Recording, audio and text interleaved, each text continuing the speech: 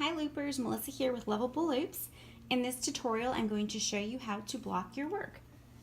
I am using these blocking boards. I bought these at Joann Fabrics. There's 4 of them and they're interlocking, so depending on how big your crochet piece is, you may need 1, 2, 3, or all 4 of them. I'll link to those below for you. A spray bottle, some straight pins, and whatever work it is that you're going to block. I'm currently working on a Smoky Mountains themed graph can, so I'm going to be blocking these pieces. I still have to make, I think, 2 more. So what you're going to do is take your blocking boards and go ahead and connect them together. And again, depending on how large your piece of work is, that'll determine how many of the boards you need. And what I like about these boards is that they have the lines on them, because since I'm making a graph can, I'm going to want to make sure that I block each of the squares to the same size. That way when I sew the graph can together, everything lines up properly. Okay, so you're going to connect your pieces together.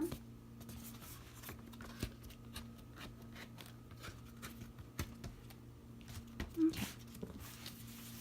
All right, and I'm going to be starting over here in the corner. I'll start in this corner. All right, so the first square that I'm going to block is my Smokey the Bear. Okay, so I'm going to start in this corner here. Lay that down, and you're going to use your spray bottle. And actually, I'd like to spray both sides. I haven't blocked the back, or I haven't woven in my ends yet, but I'll do that after. So go ahead and spray it. You don't want to soak it, but you want to make sure it's wet enough so that you can manipulate the piece.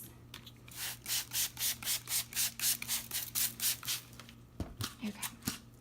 So I'm going to want to put my first straight pin over here in this corner. Okay, and the ones I bought, I think these are for quilting. They're a little heavier duty than the other straight pins that I have. So.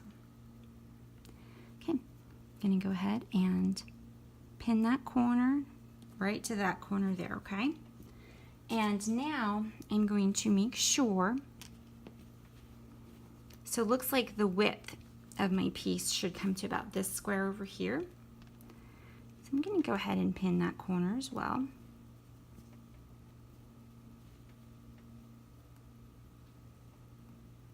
Okay, and now because of the color changes and stuff that I did, it's sort of at an angle here. So I'm going to just gently pull on the piece. Let me show you here.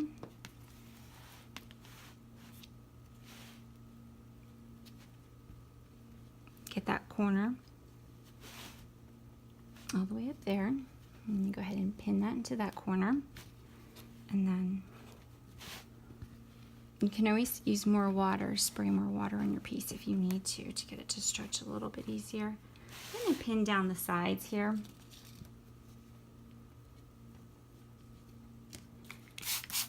Getting it wet helps you stretch it, and then also as it dries, it will dry into the new shape that you have manipulated it to be.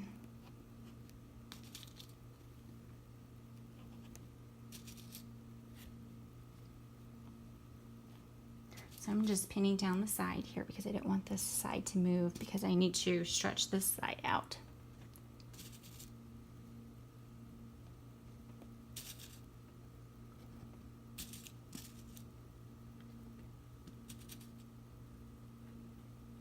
Okay.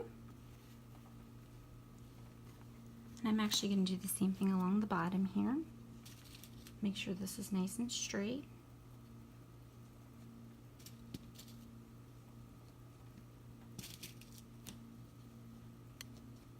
I was using a cork board before to do this, and it worked okay. It wasn't as easy as these foam boards, and the pins that I had were the thinner. These are a little thicker, I think, because they're for quilting. I was using the regular sewing push pins, and they were bending on me. They weren't strong enough, and it might have also been because I was pushing them into the cork. This is much easier here.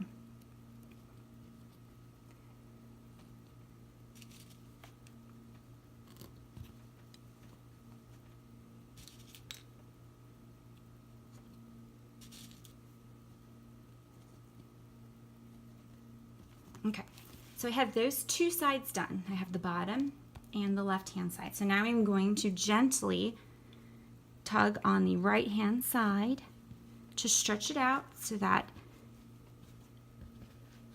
the right-hand side and the top. Oops.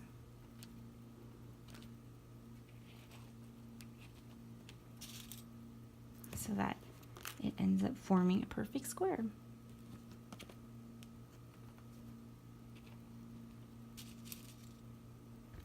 And I'm going to go back and forth between, let me make sure you can see this, between the top portion here and the side. I'll leave it just like this so you can see.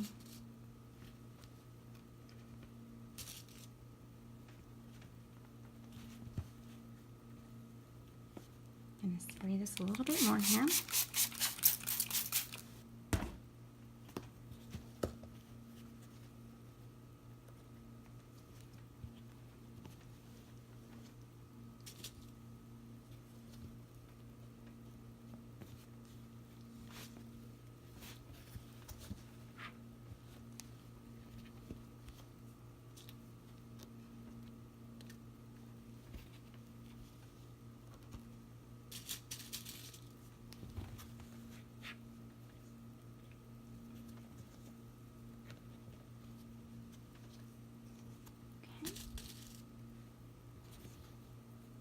I also bought these quilting push pins here at Joann Fabrics, but I can link to those. I'm sure they have them on Amazon if you're not near Joann Fabrics.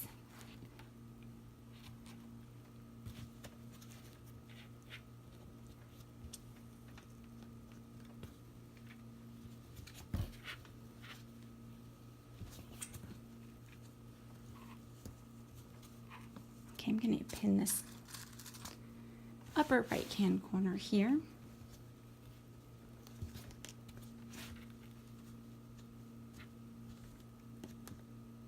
I'll have to stretch that out a bit more.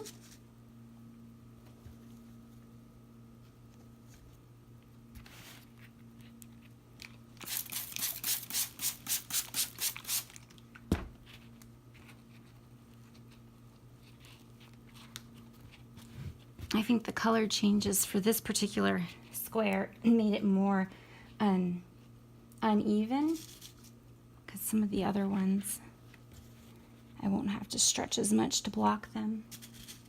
I think because there were less color changes. Because unfortunately, even though I was using the same brand and worsted weight yarn, sometimes you're going to have yarns that are just not exactly the same size, which makes it hard when you're trying to make a square. Like for example, this yellow yarn that I used, the light yellow, I think it's a little bit thinner than the blue, for example, so. But that's okay. That's why we're gonna block our work.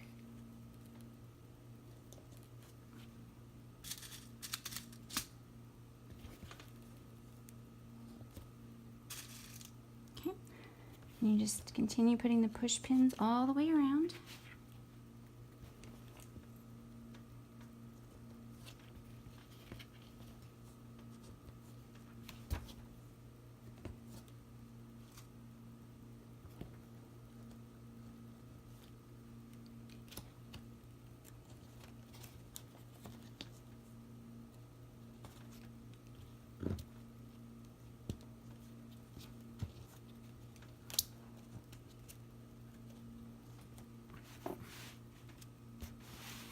Okay. All right, so you can see it's already much more square than it was earlier. And as it dries, I might even stretch it out a bit more, but what you want to do is you want to let this dry completely before you remove it from your board. Okay, and then when it's dry, it should be in the same shape that you pinned it to the board as. Okay, so I pinned it to the board here as a square, so when I remove it later, it should be a perfect square. All right, I hope you found this tutorial helpful. If you have any questions or comments, just leave them in the comments section below. Thank you.